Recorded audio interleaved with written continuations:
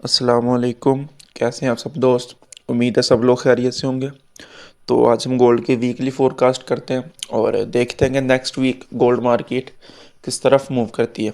तो सबसे पहले अगर हम लास्ट वीक की बात करें तो हमारे सिग्नल ग्रुप के अंदर भी लास्ट वीक काफ़ी अच्छा गया। हमारा जो है वो सिग्नल ग्रुप के अंदर भी आपको पता है कोई एसएल जो है वो हिट नहीं हुआ। ठीक है। और लास्ट वीक मार्केट रेंज में ही रही है, इतना कोई ख़ास इसने मूव भी नहीं दिया, लेकिन फिर भी जो है ना हम प्रॉफिट में ही रहे। ठीक है। तो आप भी जो है वो मेरे फ्री सिग्नल ग्रुप के अंदर ऐड हो सकते हैं, आपको नीचे लिंक मिल जाएगा।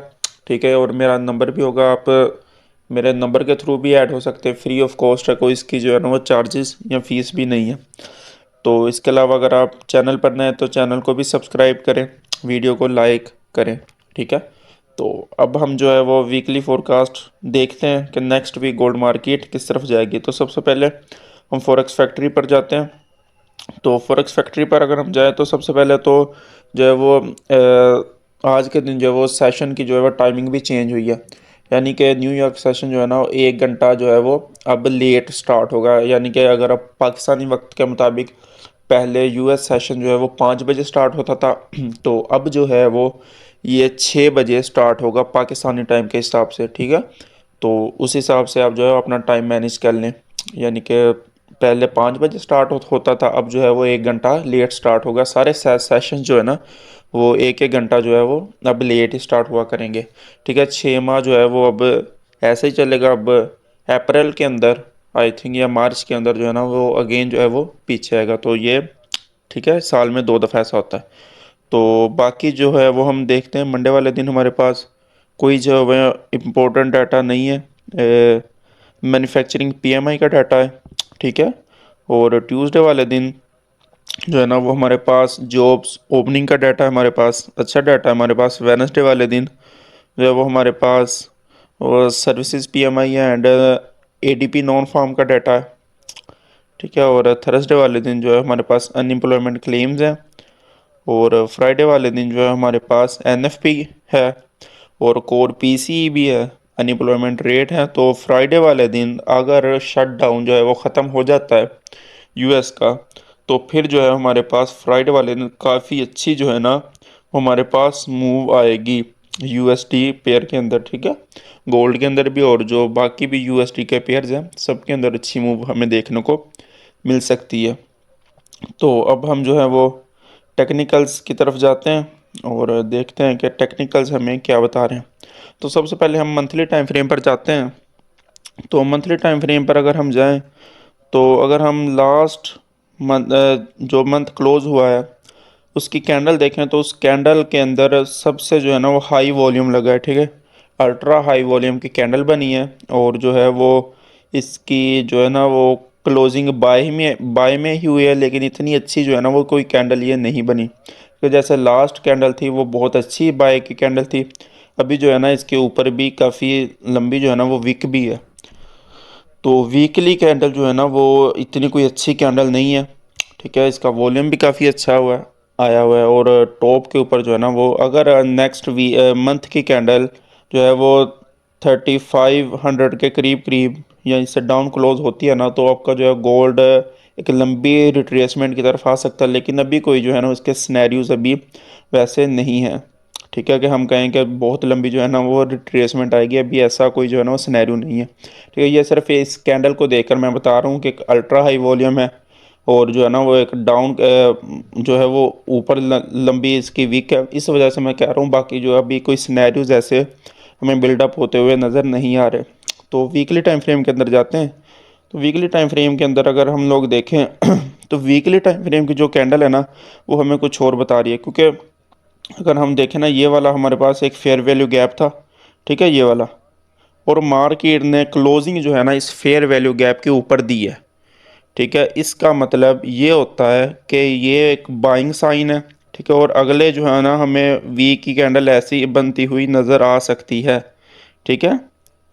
ये इस जो है ना वो इस कैंडल को देखकर मैं कह रहा हूँ और जो इसकी फेयर वैल्यू गैप के ऊपर क्लोजिंग पर मैं बता रहा हूँ। अगर ये फेयर वैल्यू गैप के अंदर क्लोज हुई होती 4000 से नीचे नीचे, ठीक है, तो फिर जो है ना हमारे पास ये भी सेल की इंडिकेशन थी।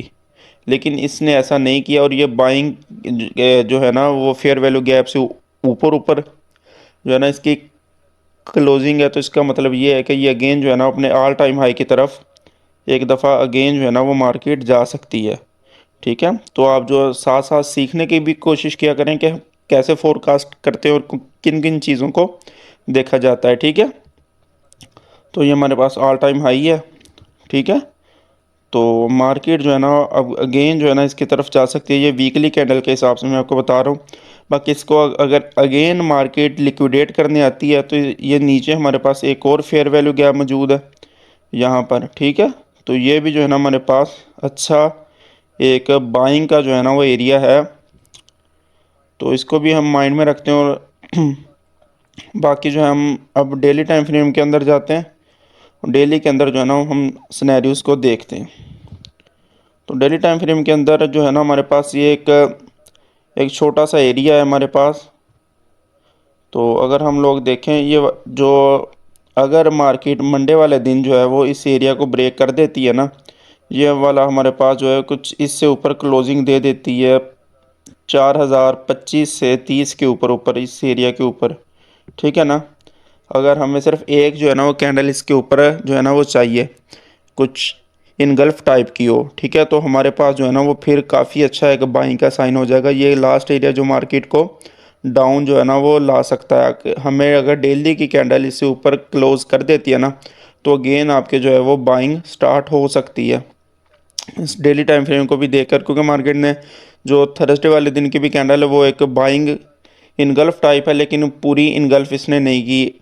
अगर ये इनगल्फ की होती तो मैं आपको यहीं से जो है ना वो बाइंग का कह देता, लेकिन अभी मार्केट ने वो बाइंग नहीं की हुई। तो ऊपर जो है एक फेयर वैल्यू गैप भी मौजूद है। ठीक है, और अगर हम देखें तो ये वाले जो है ना हमारा डेली टाइम फ्रेम का ये वाला जो है ना ये मार्केट ने इसकी लिक्विडिटी भी ली हुई है। अगर मार्केट इस एरिया से नीचे क्लोज कर देती, ठीक है, ये वाली जो वीक है, तो हमारा जो है ना वो डेली टाइम फ्रेम का जो है ना वो डायरेक्शन ही चेंज हो जाती, क्योंकि आपके पास ये वाला जो था ना ये लास्ट ब्रेक ऑफ स्ट्रक्चर था हमारे पास। ठीक है, ये वाला लास्ट ब्रेक ऑफ स्ट्रक्चर था और ये वाले जो इसका लोअर लो था, तो मार्केट ने सिर्फ इसकी लिक्विडिटी ली हुई है।